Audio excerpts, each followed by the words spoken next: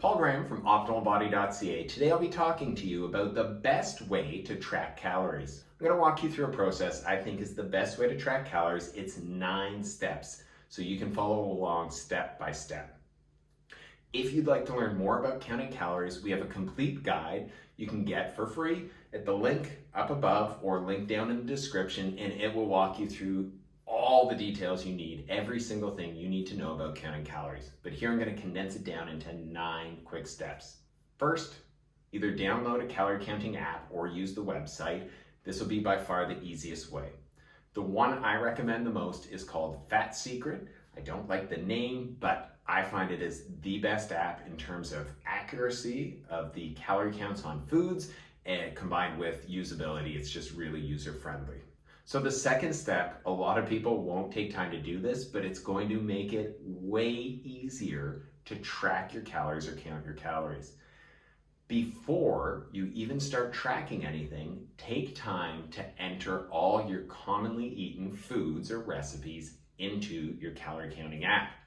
This is going to speed things up. You can just take 15 to 20 minutes to enter in all your favorite foods. Then all of your frequently eaten foods are going to be on a quick list in the serving sizes you usually eat them, and it'll make it much faster. So it's a good idea to do this ahead of time, because usually most people are really busy during the week when they're working, they're taking care of life. They don't have time to hunt down and search for all these different foods. So if you have them preloaded into your commonly eaten foods, it's going to make your life a lot easier. One thing you want to make sure you're doing in this step, make sure the foods you're selecting have accurate calorie counts. Again, this is why I tend to prefer Fat Secret as a calorie counting app. I find it tends to have a lot more accurate calorie counts on the foods in their app. I used to use MyFitnessPal, the most popular one out there. However, I found there was a lot of inaccuracies in the different foods, and I'd often spend a lot of time searching for foods, or commonly I would see that it greatly underestimated the calories I was actually eating. Third step, this goes along with the second step. You can go a step further with this. If you have recipes that you commonly eat, I'd strongly recommend putting it in as one custom food. This way you don't have to add multiple things for that recipe. If it's something you're frequently going to eat, you can just put everything all into one custom food as that recipe and then add it in. In addition to that, if you have certain meals that you have often, you can do this as well and create a custom food for the whole meal, so you just have one thing to add in. It'll speed things up and make your life a lot easier. For example, often for breakfast, I have 1 egg with 3/4 cup of egg whites, teaspoon of olive oil in the pan, and then I have about 1.5 cups of fruit. I can create a custom food that has all the nutritional information in there for that whole meal, so then I don't have to add each individual component each time. I just click in that one custom food for that whole meal. Step number 4, decide how you're going to measure your portion sizes. For this, there tends to be 3 main options. 1, you can measure out every single thing you're eating, which obviously Con takes a lot of time and effort, but Pro is going to be more accurate. Option number 2, you could measure out the more calorie-dense foods that you're eating. So for example, using a measuring spoon to put oil into a pan as an example. So things that are going to increase those calories, you're going to make sure you're getting those more accurate, while just kind of estimating portion sizes for things like fruits or vegetables that aren't going to bring up the calorie count much. Or option number 3, you just eyeball and estimate everything.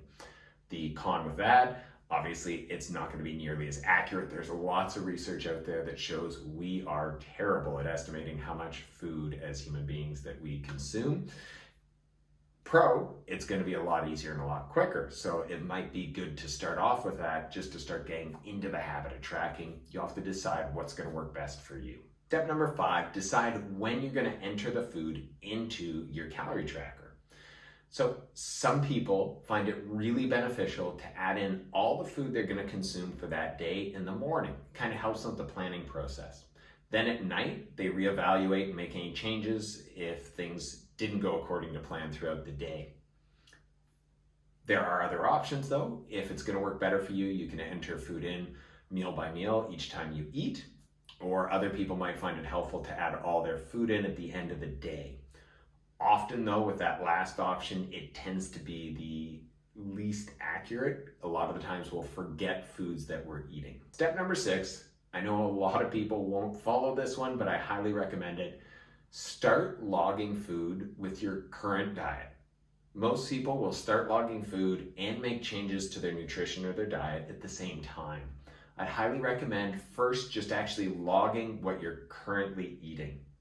This does two things. First, it gives you some sort of idea of your baseline, how many calories you're consuming, which can help you moving forward.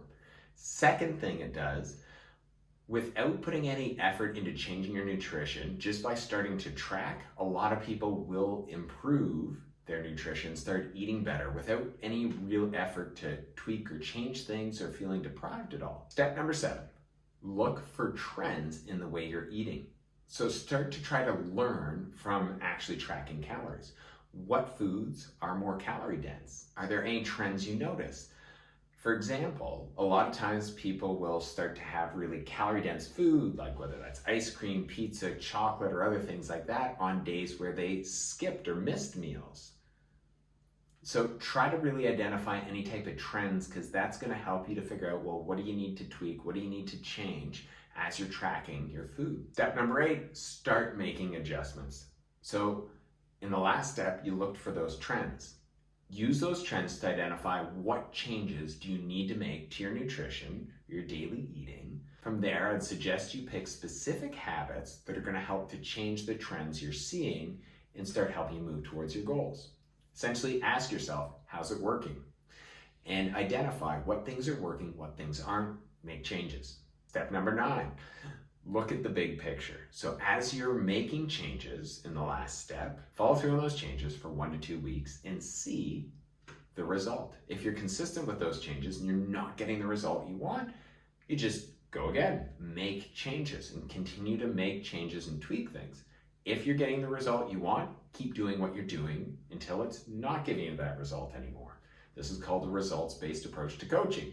This is the approach we take with our online program, where things evolve and things change. You need to evolve and change with your body. Most people think they're going to do something, it's going to work, and then that's the end of it. If you have a substantial amount of weight to lose, you will stop losing weight at a certain point, and you'll need to continue making changes. Essentially, keep learning, keep evolving, keep assessing and addressing what changes you need to make. There you have, in my opinion, the best way to track calories. Simple 9-step process that's going to walk you through there. Again, if you'd like to learn more, you can click on the link above where I have a complete guide to counting calories, where we'll go into much more detail. You can click on the link above if you'd like our complete calorie counting guide for free. It goes into a lot more detail, addressing common mistakes, common reasons people aren't getting results, and what to do to make those changes.